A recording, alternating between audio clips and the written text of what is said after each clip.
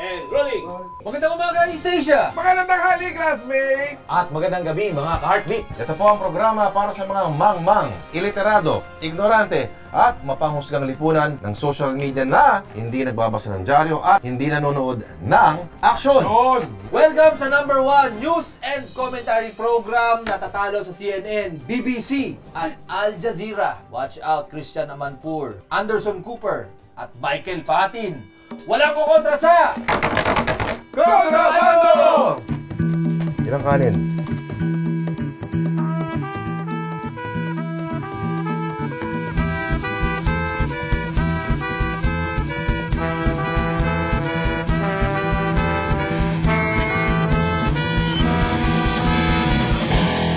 Sa ulo ng mga namamagat, nagnananang balita, bagong auto, bumalandra sa flyover ng C5 matapos ibangga ng senglot na driver. Lasing na driver, malakas magmura. Ano? Parang ganito, yung mga walang hiya kayo, hayop! Ito naman, peking alak, mas piniling ibenta ng isang ale kesa sa shabu. O ito, meron tayong bagong segment na tinatawag na Aray Ko Bea. Kahit kailan hindi mapapa sa inyo si Bea, kaya masakit. Pampahitik ng mga balita natin. Ito naman pala sa showbiz naman tayo, alamin ang kasaysayan ng Big Brother at ang kinababaliwang ngayong sayaw na Nay Nay. At sa ating komentaryong kupal, ano nga ba ang silbi ng mga surveys? Nalamangan na ni Senadora Grace po ang mga matunog na kakakandidato sa 2016 presidential election.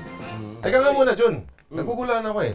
Sino ba yung mamang nakahubad sa tabi mo? Ito ang pinakamalupit na aktor sa kanyang henerasyon. Malupit yan to. Nagme-method acting yan. Talaga? Oh, di ba, Hepe? Abay, mahusay nga. Mahusay. Galing. Ba. Paulit-ulit na paalala ng mga otoridad, don't drink and drive. Sa Pasig, isang bagong biling auto ang wasak! Matapos makipagbanggaan sa concrete barrier. Narito ang report.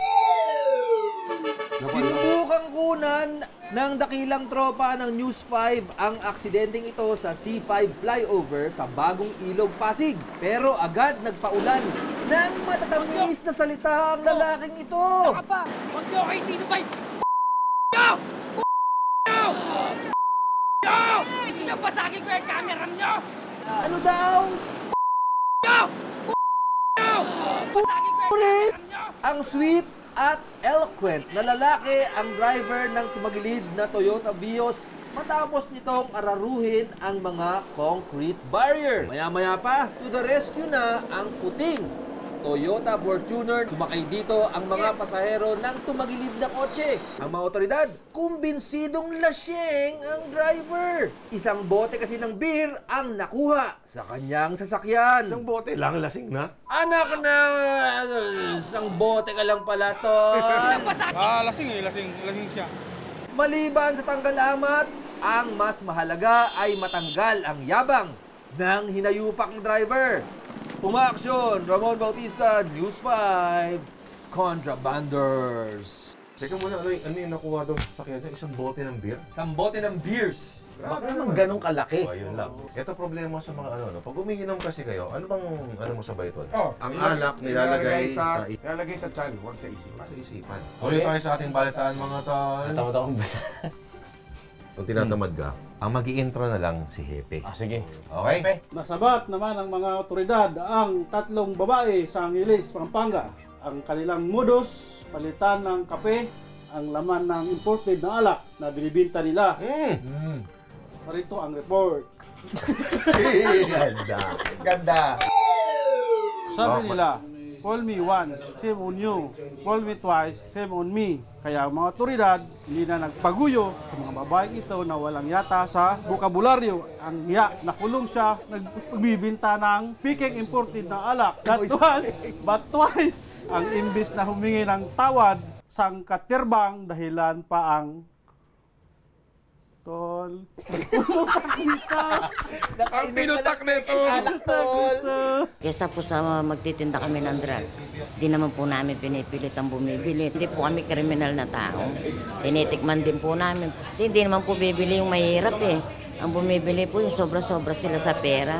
Talagang hugas kamay, mga Punsyo Pilato. Sa hirap ng buhay, wala pong magpapakain sa akin, mga anak ko. Nahuli si ate ng 3 panyang kasama sa Baywas Operation sa Angeles City, Pampanga. Nakakumpiska sa kanila ang mahigit 20 bote ng Peking imported na alak na nagkakahalaga ng mahigit 36,000 piso. Aray pa rito, naluloko ang mga ito dahil sa sobrang mura ng binta, tol. Bali, ang ginagawa nila dito, yung kahon na original ng Chivas, Jack Daniel, mga original na kahon yun. Sinasalinan lang nila yon ng peking laman. Inaluhan ng, ang sabi, kape, para pinatapang ba yung, yung kulay. Kaya sa mga tomador dyan, kilatisin mabuti ang mga packaging ng alak. Tulad ng pagkilatis sa mga tika babes. Umaksyon, R.R. Rivera, News 5 Kontrabando. Yeah, okay. Tigas ang... You're rolling the R's. Tigas mo ito mo. Ang klase. Malupit! Okay. Alam mo dapat ngayon, naiihi na sa nervyos si Noli De Castro. Oo. Yan ang tinatawag na malayang pamamalita. Ay naman. Eto mga tol, tumbukin naman natin ang mga hot issue ngayon sa showbiz. Kasama syempre ang pinaka-brutal, walang preno at taklesang komentarista sa popular na kultura. Eto na si Tito Ainery Smigman sa showbiz Kachipan!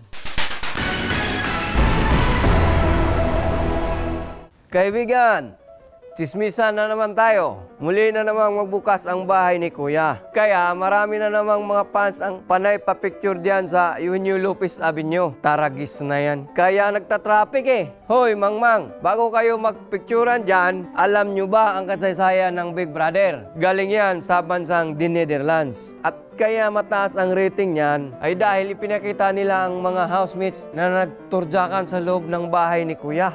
Oh my goodness. Yan ba ang gusto nating gayahin dito sa Pilipinas? At ito pa, bakit dati mga mahirap ang nakakapasok sa bahay ni Kuya at nagkakaroon ng oportunidad na maging artista? Ngayon, mga laos na talent ng Star Magic ang nakakasali para muling mabuhay ang karyer. Let's see. Ito ang pangalawang isyu sa showbiz na nagpapainit ng tumbong ko. Yang nenene na yan, punyemes. Ginigira na tayo ng China, nenene pa rin ang inatupag nyo. Hindi nyo na binibigyan ng kahiyan ng sarili ninyo. Example, si Gobernador Joey Salcida, parang marinding pilay na pato kung kuminding.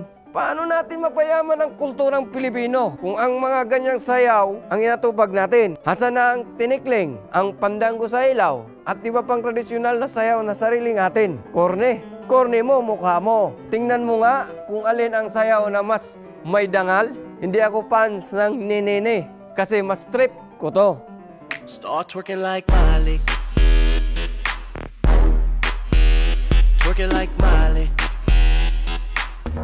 Ikaw ba kaya mong tumira sa bahay ni Kuya? Ako, di ko kaya tumira sa bahay. Bakit hindi mo kaya? Anong mga gawain doon ang gagawin mo na ayaw mong ipakita sa publiko? Ako dyan doon. Magbabalik ang Kontrabando. Yung pamilya na yan, dati taga-amin lang sa Putatan. Yung ama, naging konsilor, may pajero na. Yung ina naman, naging mayor. May mansion na sa Forbes Park. Walang iya talaga. Eh talagang walang iya. Sawa ka na ba sa mga walang iya? Sa nepotismo ng mga kurakot na trapo sa gobyerno? Dito ka na kay Bayaw, ang bagong alyansang ayaw sa walang iya. Ang aming hangarin, pag-asa para sa bawat Pilipino. Pumadang pang-1 taon. At patuka sa manok mo. At libreng wifi sa lahat ng barbershop nationwide. Bayaw June for President. Nice one! Ikaw, anong nais mo? Time out muna tayo sa mga kalungkutan, sa mga masasamang balita at bad trip na mga bagay na nangyayari sa ating paligid. Magpa-good vibes muna tayo kasama ang cute na si Hipag Bea Benedicto para sa kanyang segment na Aray Ko Be!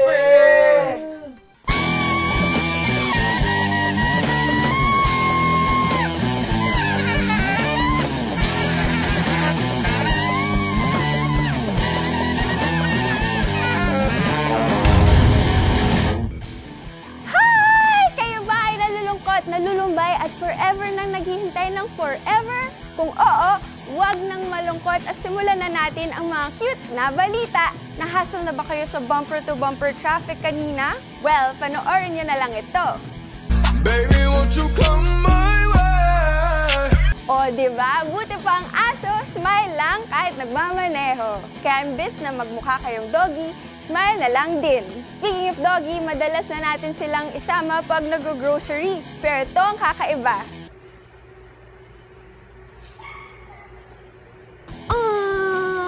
Pag ganyan ang aso ko, siguradong love na love ko siya at lagi kong kasama.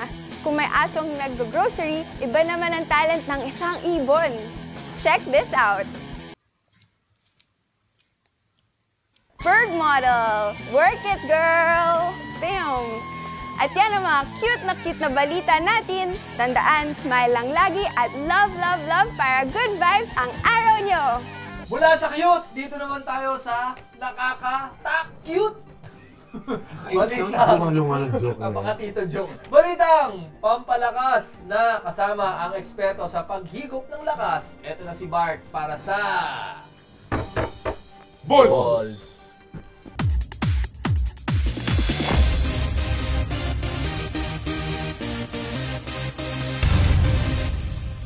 Sakaling din nyo pa alam, dahil puro Instagram lang ni Chris Aquino ang tinutukan nyo. Tapos na ang NBA Finals. Pero kahit nanalo ang Golden State Warrior, marami rin ang bumilib sa pinakita ni LeBron James. Para sa ilan, siya pa nga raw ang dapat maging Finals MVP. Halimaw ang performance ni LBJ sa 6 na laro. Kaya si LBJ, kailangan ng BJ as in buko juice.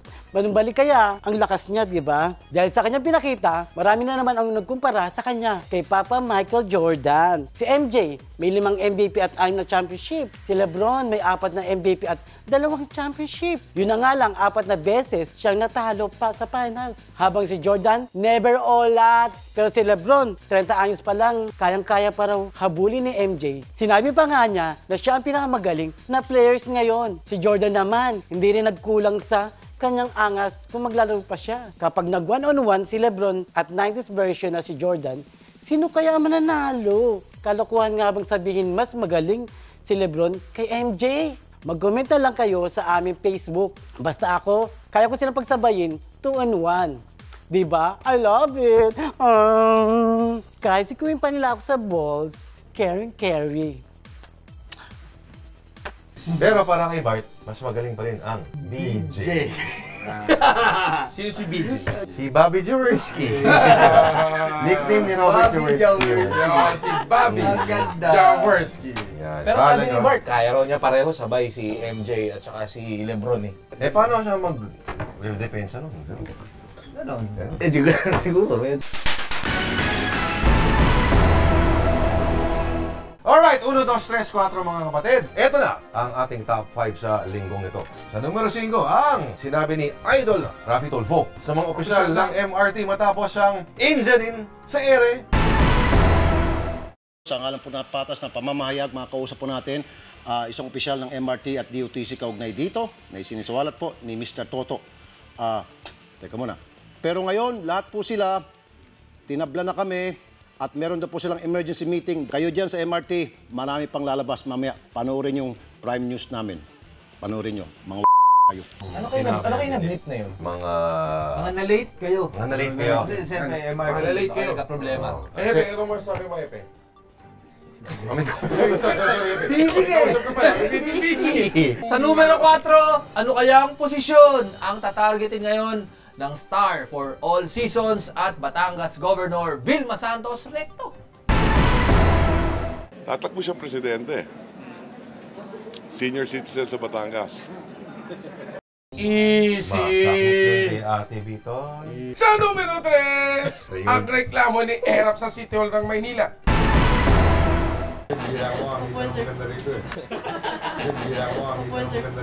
Sa numero 2, paano ba inangat ng mga opisyal natin ang higanting watawat ng Pilipinas noong Independence Day? Perfectus. Perfectus. Ginaganon-ganon. Hindi kasi may Mabilis sariling kasi yan. mekanismo yan. Mabilis kasi Pag yan. ginawa ko mo yan, masakit yan. Rope burn ang tawag doon. Rope burn. Oo. Kayo, mapanghusga kayo masyado eh. Tsaka syempre, umaandar na rin naman eh. O, numero 1. At sa ating number 1, tanong, may kinalaman ba dito, Jojo Binay o Marawas? Silipin natin. 5, 4, 3.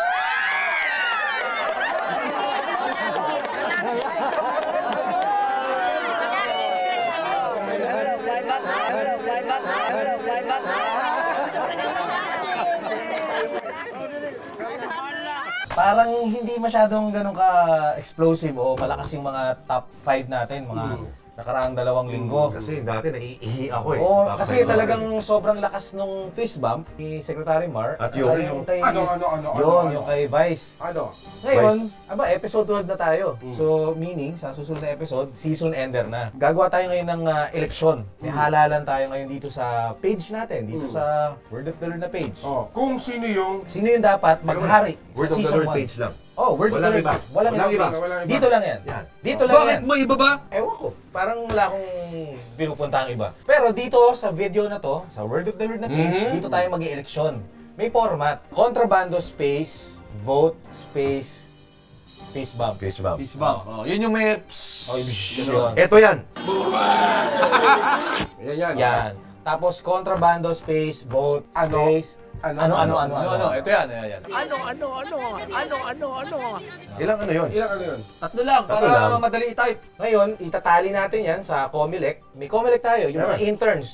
Pwede natin si James Jimenez. Tarakitin. Idaan sa Picos. Baka mawala na integridad ang Comelec sa gagawin natin. Itatali natin yan. Para pagdating ng season ender natin, i-reveal natin sino ba ang napipisil at napupusuan ng bayan. Bale, 1-on-1 lang to. 1-on-1 lang. At ano ba ang saysay ng ehersisyong ito sa malawakang senaryo ng lipunan natin? Sa palagay ko, wala.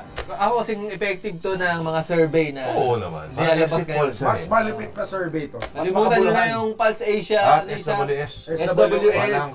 Yung kontrabando survey. Yan. Talagang magdidikta kung ano yung magiging... Eksakto ito pinag-uusapan natin, Ramon R.A. Bakit naman? Dahil yan ang tatalakayin ng ating security and counter-terrorism expert, ang surveys, mga kapatid. Ito yung kinaabangan nila.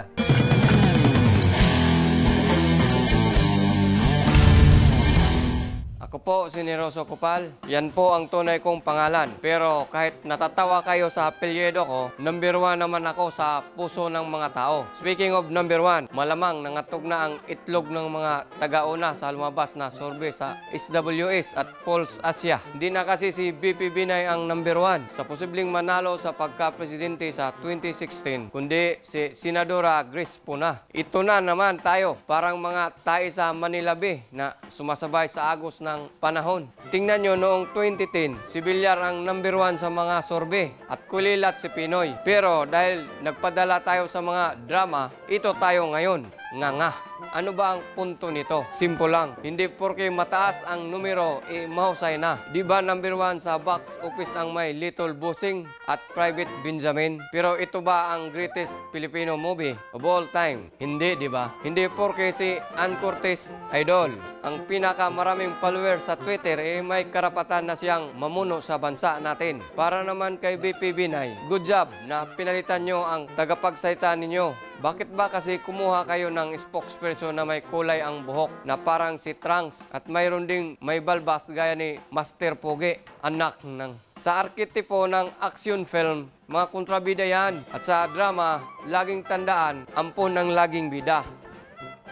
Maraming salamat, Generoso Kupal, ang ating premiadong security and counter-terrorism expert. Ba't hindi na lang natin patakbuhin si Generoso Kupal? Bilang? Vice President.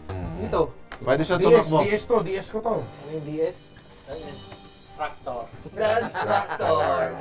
Right, at yan, ang isang namang edisyon ng mga namamaga at nagnanaknak na balita. Ito ang programa para sa mga mangmang, utak biyak na mapanghusgang lipunan ng social media na hindi nagbabasa ng dyaryo. Sa ngalan ni Lord Rivera, R.A. Rivera, June Sabayton, Bart, si Kupal.